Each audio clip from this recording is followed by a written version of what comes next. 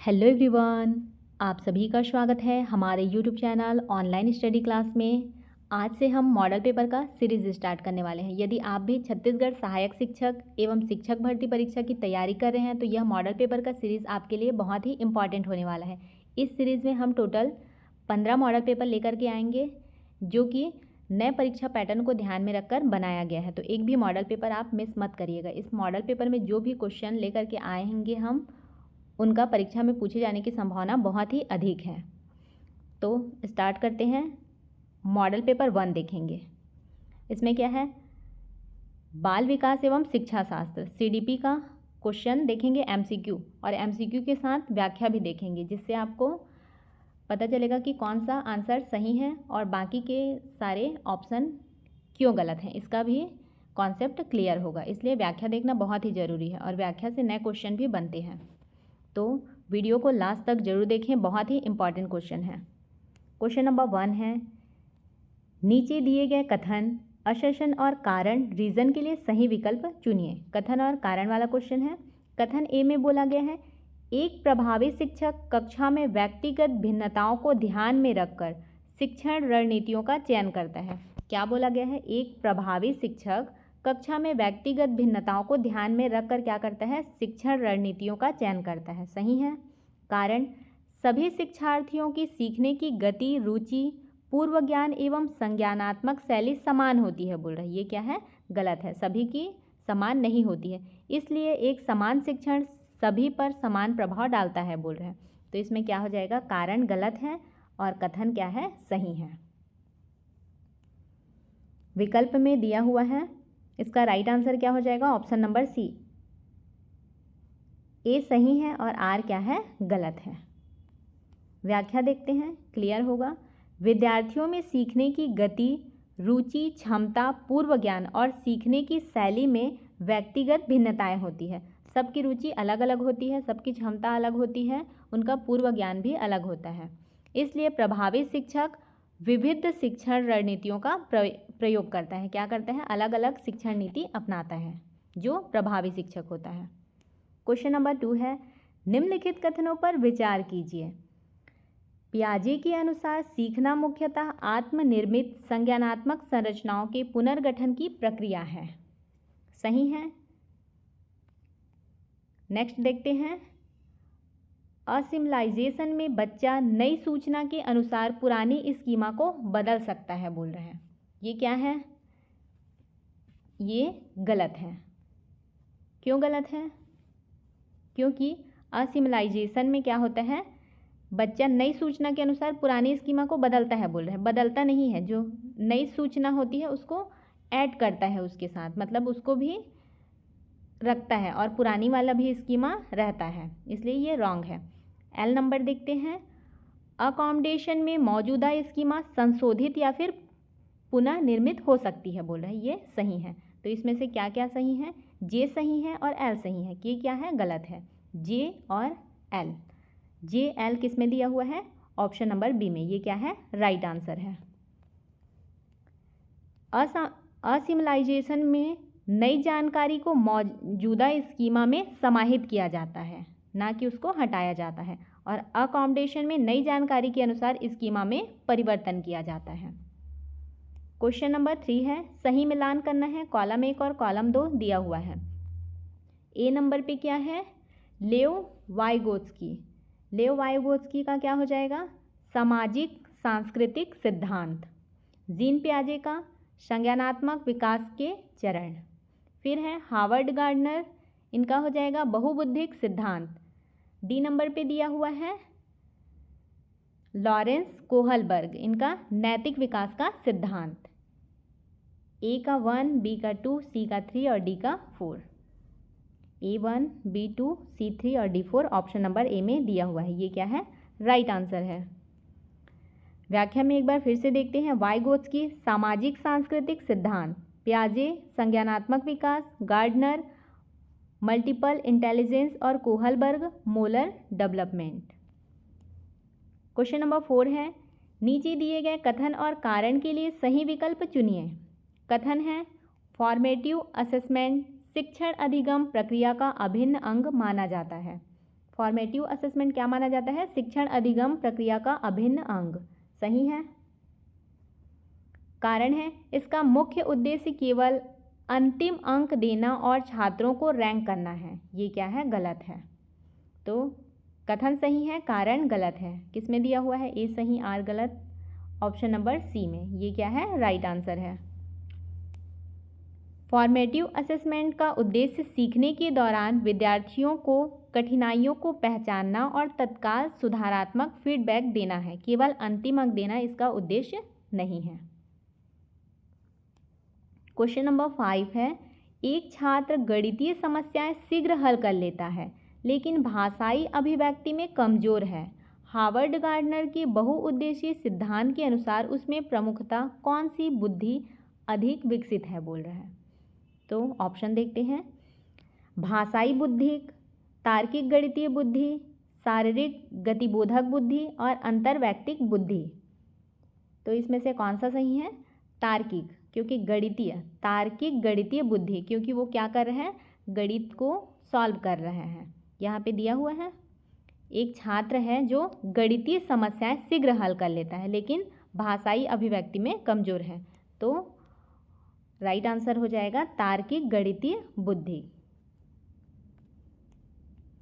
तार्किक गणितीय बुद्धि में तर्क, गणना, समस्या समाधान और तार्किक संबंधों को समझने की क्षमता प्रमुख होती है। क्वेश्चन नंबर 6 है, निम्न कथनों पर विचार कीजिए। मोटिवेशन बाह्य एवं आंतरिक दोनों प्रकार की हो सकती है। सही है। के नंबर पे दिया हुआ है, इंट्रिंसिक मोटिवेशन में कार्य केवल पुरस्कार प्राप्त करने हेतु किया जाता है। गलत है। एल नंबर पे दिया हुआ है, अत्यधिक दंडात्मक वातावरण सीखने को बाधित कर सकता है। सही है। अत्यधिक दंड देने से क्या हो सकता है? सीखने में बाधा आ सकती है। तो इसमें से कौन कौन सा सही है? जे और एल सही है। राइट आंसर है ऑप्शन नंबर बी, केवल जे और एल। व्याख्या में दिया हुआ है, इंट्रिंसिक मोटिवेशन भीतर से उत्पन्न होती है जैसे कि रुचि या फिर संतुष्टि। पुरस्कार प्राप्त करना क्या है? एक्सट्रिंसिक मोटिवेशन है। एक्सट्रिंसिक मोटिवेशन का क्या है? उदाहरण है। क्वेश्चन नंबर 7 है, नीचे दिए गए कथन और कारण के लिए सही विकल्प चुनिए। कथन में बोला गया है, समावेशी शिक्षा, इंक्लूसिव एजुकेशन सभी बच्चों के लिए समान सीखने के अवसर सुनिश्चित करने का प्रयास करती है। क्या बोला गया है? समावेशी शिक्षा है वो सभी बच्चों के लिए समान सीखने का अवसर सुनिश्चित करने का प्रयास करती है बोल रहे हैं। इंक्लूसिव एजुकेशन सही है। कारण देखते हैं। कारण में बोला गया है, समावेशी शिक्षा में विशेष आवश्यकता वाले बच्चों को सामान्य कक्षा से अलग रखना सर्वोच्चतम माना जाता है बोल रहे हैं। ये क्या है? गलत है। जबकि समावेशी शिक्षा में सभी बच्चों को समान अवसर दिया जाता है। राइट आंसर है इसका ऑप्शन नंबर सी, ए सही है, आर क्या है? गलत है। इंक्लूसिव एजुकेशन का उद्देश्य क्या है? विशेष आवश्यकता वाले बच्चों को, बच्चों सहित सभी बच्चों को एक साथ सीखने का अवसर देना। ये है इंक्लूसिव एजुकेशन, समावेशी शिक्षा। क्वेश्चन नंबर 8 है, Bloom's revised taxonomy, Bloom's revised taxonomy में उच्च से निम्न क्रम कौन सा है बोल रहे हैं? उच्च से निम्न क्रम। तो पहले सबसे पहले नंबर पे आएगा क्रिएट, उसके बाद आएगा इवैल्यूएट आएगा, ये सेकंड नंबर पे। फिर है एनालाइज थर्ड नंबर पे आएगा। उसके बाद अप्लाई फोर्थ नंबर, फिर फिफ्थ नंबर में अंडरस्टैंड और लास्ट में आ जाएगा रिमेंबर 6 नंबर पे। तो ये जो दिया हुआ है ये क्या है? सही क्रम है। ब्लूम्स रिवाइज्ड टैक्सोनॉमी में उच्च से निम्न बोला है, तो उच्च से निम्न क्या हो जाएगा? क्रिएट, फिर इवैल्यूएट, फिर एनालाइज और अप्लाई, अंडरस्टैंड और रिमेंबर। ये क्या है? सही क्रम है। JKLMNO। राइट आंसर है option number A, JKLMNO।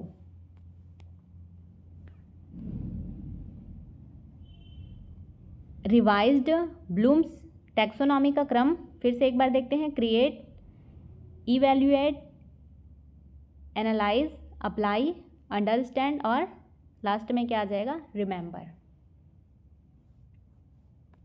Question number 9 है, यदि एक शिक्षक बार बार सकारात्मक रीइंफोर्समेंट लेकर छात्र के वांछित व्यवहार को बढ़ाता है, तो यह किस सिद्धांत का उदाहरण है?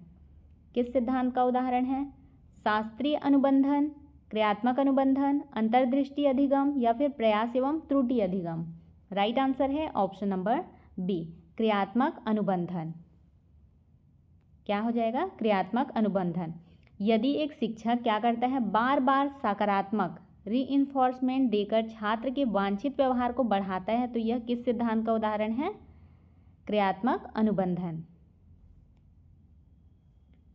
बीएफ स्किनर के ऑरिएंटेड कंडीशनिंग में रीइंफोर्समेंट द्वारा व्यवहार की क्या होती है? आवृत्ति बढ़ाई या घटाई जाती है। क्वेश्चन नंबर 10 है, नीचे दिए गए कथन और कारण के लिए सही विकल्प चुनिए। कथन है, सृजनात्मकता केवल उच्च IQ वाले विद्यार्थियों में पाई जाती है, बोल रहे हैं। ये क्या है? गलत है। कारण, सृजनात्मकता में मौलिकता, प्रवाह एवं लचीलापन जैसे गुण शामिल हैं। कारण सही है। राइट आंसर है इसका ऑप्शन नंबर डी। ए गलत है और आर क्या है? सही है। क्रिएटिविटी केवल उच्च IQ तक सीमित नहीं है, इसमें क्या होती है? ओरिजिनलिटी, फ्लुएंसी और फ्लेक्सिबिलिटी जैसे गुण शामिल होते हैं। क्वेश्चन नंबर 11 है, नीचे दिए गए कथन और कारण के लिए सही विकल्प चुनना है। कथन में क्या बोला गया है? सीखना अनुभव एवं अभ्यास से उत्पन्न अपेक्षाकृत स्थायी व्यवहार परिवर्तन है। सही है। सीखना अनुभव एवं अभ्यास से उत्पन्न अपेक्षाकृत स्थायी व्यवहार होता है। कारण, थकान, दवा या बीमारी से होने वाला परिवर्तन भी सीखना कहलाता है, बोल रहा है। ये गलत है। राइट आंसर है इसका ऑप्शन नंबर सी। ए सही है, आर गलत है। व्याख्या देखते हैं। सीखना अपेक्षाकृत स्थायी परिवर्तन है। सीखना क्या है? स्थायी परिवर्तन है जो अनुभव और अभ्यास से उत्पन्न होता है। थकान, बीमारी या दवा से उत्पन्न होना ये क्या है? अस्थायी परिवर्तन को सीखना नहीं कहा जा सकता। क्वेश्चन नंबर 12 है, निम्न कथनों पर विचार कीजिए। इंटेलिजेंस को एक सामान्य क्षमता के रूप में देखने का विचार स्पीयरमैन से जुड़ा है, बोल रहे हैं। सही है। स्पीयरमैन ने जी फैक्टर का सिद्धांत दिया है, ये भी सही है। फिर दिया हुआ है, थ्रूस्टोन ने प्राइमरी मेंटल एबिलिटीज़ की बात की है। क्या की है? थ्रूस्टोन ने प्राइमरी मेंटल एबिलिटीज़ की बात की है, ये भी क्या है? सही है। तीनों सही हैं इसमें। राइट आंसर है ऑप्शन नंबर डी, जे, के और एल तीनों सही हैं। स्पीयरमैन ने जनरल इंटेलिजेंस जी और स्पेसिफिक एबिलिटी एस की अवधारणा दी है, और थ्रूस्टोन ने क्या दी है? प्राइमरी मेंटल एबिलिटीज़ का सिद्धांत दिया है। क्वेश्चन नंबर 13 है, सही मिलान करना है। कॉलम 1 और कॉलम 2 दिया हुआ है। पहले नंबर पे है स्किनर। स्किनर का क्या हो जाएगा? Operant conditioning. फिर पाउलोल है, पाउलो का क्या हो जाएगा? इसका हो जाएगा क्लासिकल कंडीशनिंग। फिर कोहलर, कोहलर का इनसाइट लर्निंग। थॉर्नडाइक का ट्रायल एंड एरर लर्निंग। ए का 3241 3241 किस में है? 3241 ऑप्शन नंबर ए में। ये क्या है? राइट आंसर है। एक बार फिर से देखते हैं। Skinner operant conditioning, Paulo classical conditioning, Kohler का क्या होगा? इनसाइट लर्निंग, और थॉर्नडाइक का trial and error. Next question देखते हैं।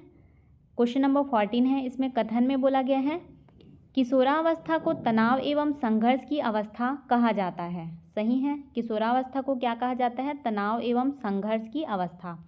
कारण, इस अवस्था में शारीरिक, संवेगात्मक एवं सामाजिक परिवर्तन तीव्र होते हैं। ये भी सही है। राइट आंसर है ऑप्शन नंबर ए। दोनों सही है तथा आर ए की सही व्याख्या है। किशोरावस्था में तीव्र शारीरिक, भावनात्मक, सामाजिक और मानसिक परिवर्तन होते हैं, जिसके कारण तनाव एवं संघर्ष की स्थिति क्या हो जाती है? उत्पन्न हो सकती है, बोल रहे हैं। क्वेश्चन नंबर 15 है, यदि कोई बच्चा समस्या समाधान में अचानक सही समाधान तक पहुंच जाता है तो यह किस प्रकार का अधिगम है?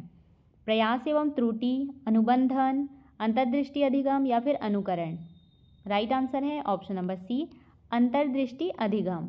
यदि कोई बच्चा क्या करता है, अचानक से सही समाधान तक पहुंच जाता है तो यह किस प्रकार के अधिगम में आएगा? अंतर्दृष्टि अधिगम।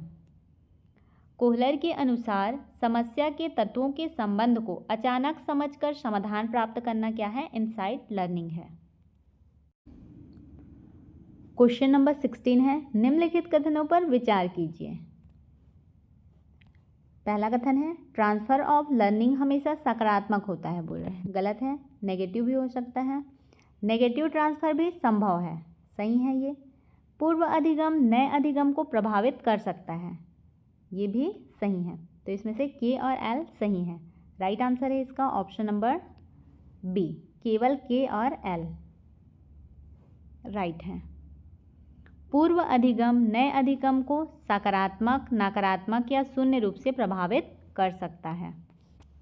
क्वेश्चन नंबर 17 है, कथन ए में बोला गया है, प्रतिभाशाली गिफ्टेड बच्चों को इनरिचमेंट एक्टिविटीज़ की आवश्यकता होती है, बोल रहे हैं। सही है, प्रतिभाशाली बच्चों को क्या होता है? इनरिचमेंट एक्टिविटीज़ की आवश्यकता होती है। कारण इसका, उनकी सीखने की गति सामान्य बच्चों के समान ही होती है। सही है, सही है ये या फिर गलत है? गलत है।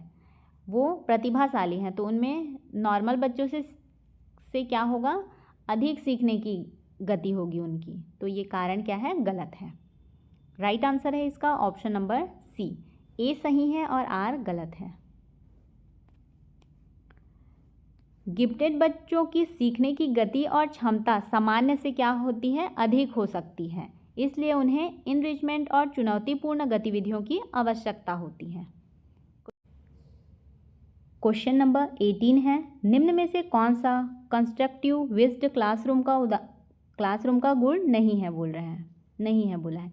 विद्यार्थी सक्रिय रूप से ज्ञान का निर्माण करते हैं, पूर्व ज्ञान का उपयोग किया जाता है, शिक्षक केवल व्याख्यान देता है और विद्यार्थी निष्क्रिय रहते हैं।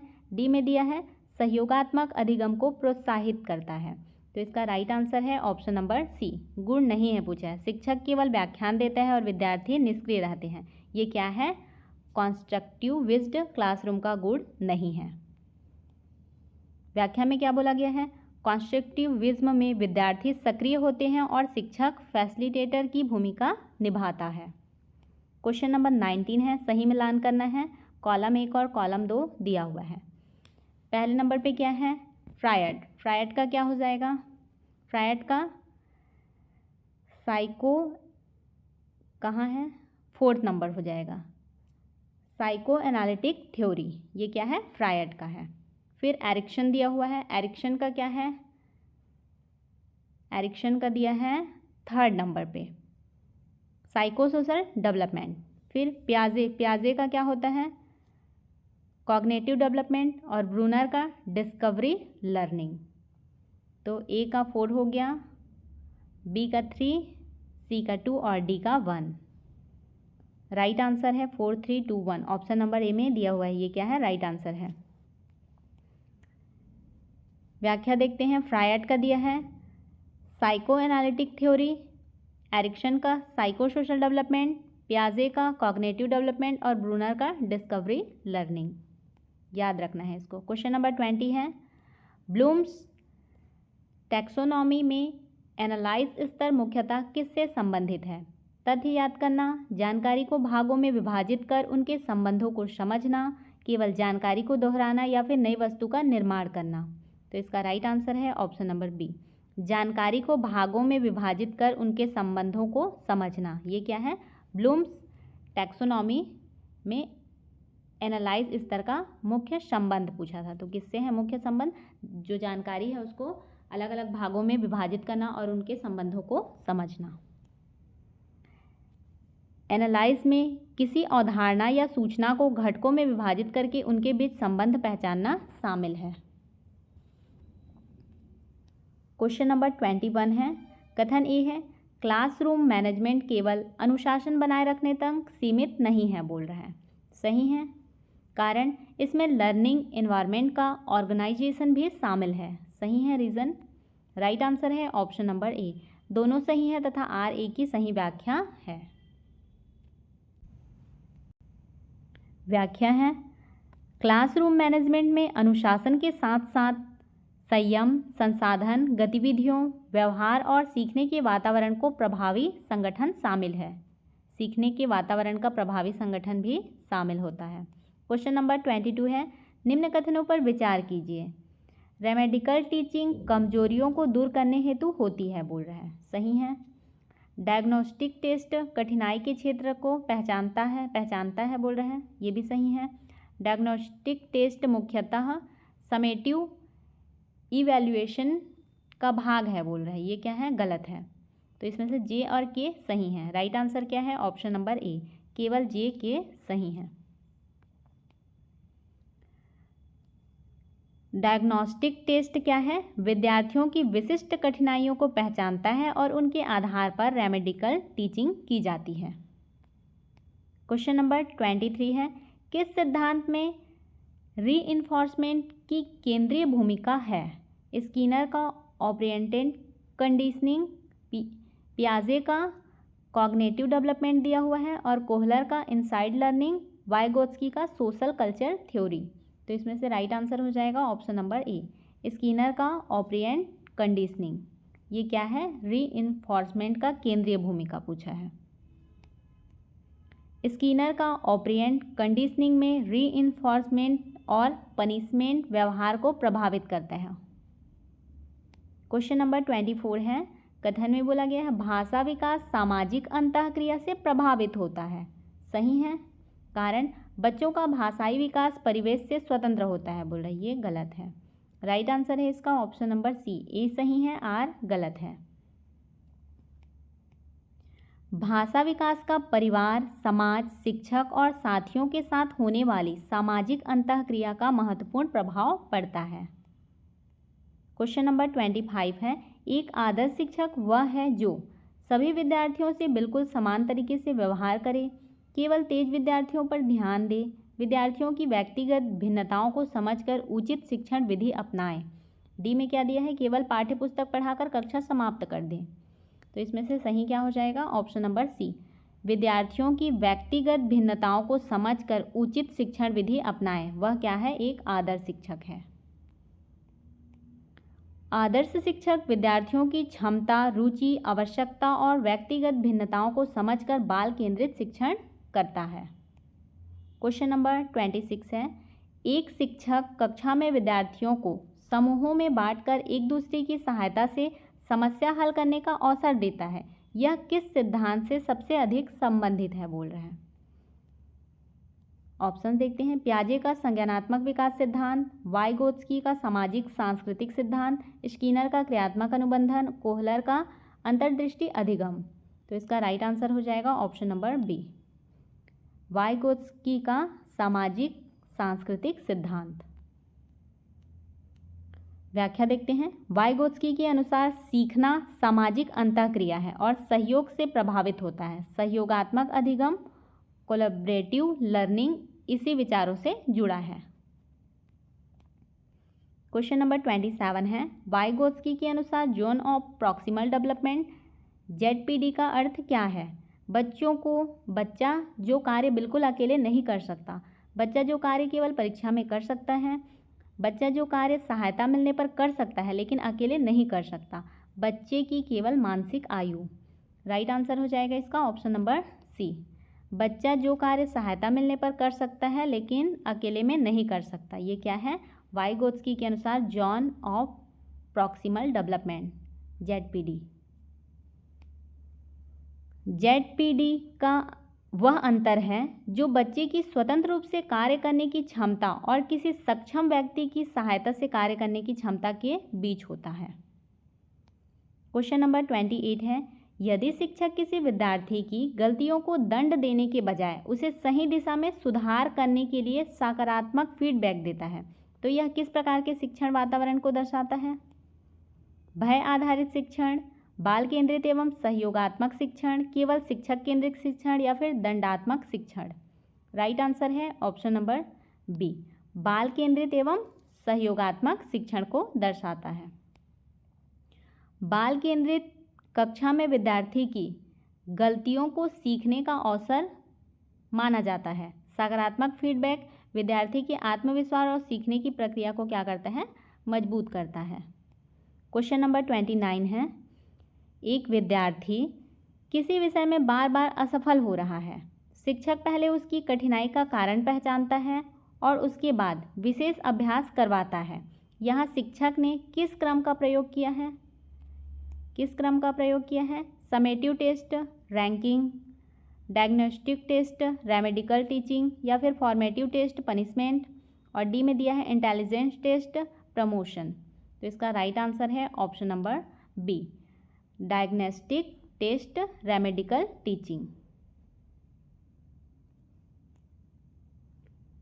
डायग्नोस्टिक टेस्ट का उद्देश्य क्या है? सीखने में मौजूद विशिष्ट कठिनाइयों की पहचान करना है। कठिनाइयों की पहचान के बाद क्या करते हैं? रेमेडिकल टीचिंग द्वारा उसे दूर करने का प्रयास किया जाता है।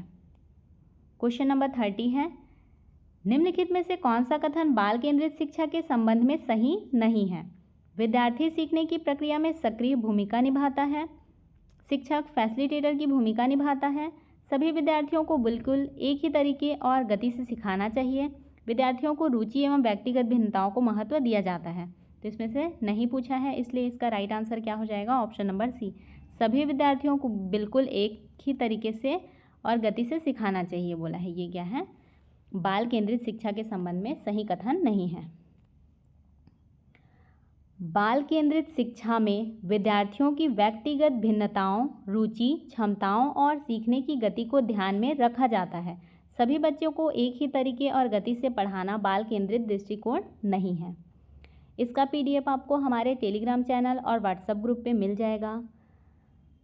आपको हमारी यह वीडियो कैसी लगी कमेंट करके ज़रूर बताइएगा और वीडियो को लास्ट तक देखने के लिए बहुत बहुत धन्यवाद।